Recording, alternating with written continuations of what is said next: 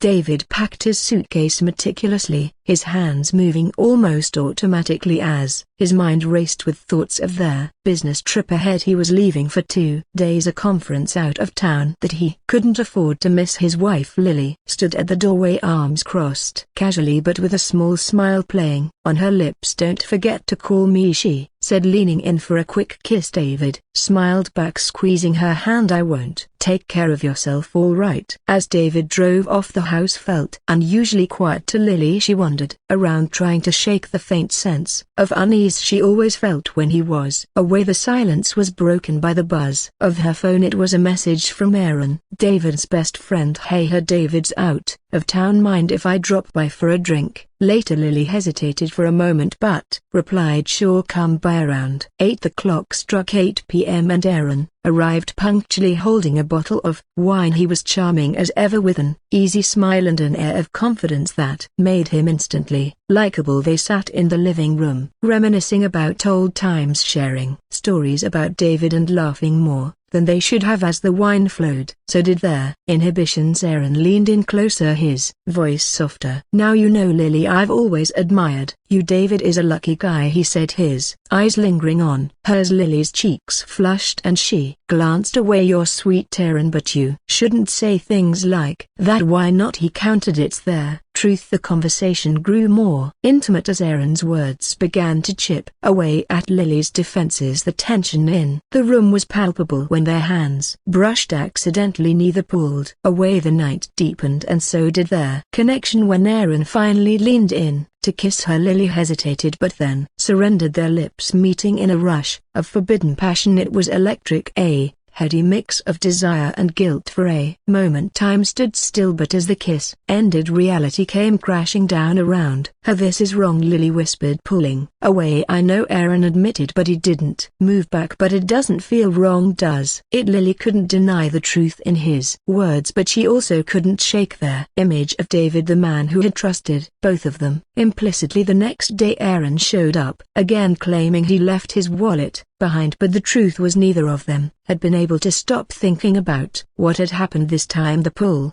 between them was even stronger and they gave in completely. Their moments together were intense, fueled by the thrill of secrecy and the depth of their connection, but their bliss was short-lived. David returned home earlier than expected, walking through the door just as Aaron was leaving. "Hey man," Aaron greeted David casually, trying to mask his nervousness. David's eyes darted between Aaron and Lily, who looked as though she had seen a ghost. He didn't say anything at first, but later that night confronted Lily. "Is there something you want to tell me?" David asked, his voice cold and steady. Lily froze. She had always underestimated David's intuition. The guilt overwhelmed her and she confessed, tears streaming down her face. David's expression turned to one of quiet devastation. "With him, my best friend." The betrayal cut deep. Aaron and David's lifelong friendship was shattered and Lily's marriage hung by a thread. The pain of their choices rippled through their lives, leaving none of them untouched. The fallout was explosive. David, unable to forgive either of them, cut ties with Aaron and filed for divorce. Lily was left grappling with the consequences of her actions, torn between regret and the undeniable connection she had felt with Aaron. For David, the trip that was supposed to further his career had instead marked the unraveling of his personal life, and for Lily and Aaron, their cost of their stolen moments was far greater than they had anticipated.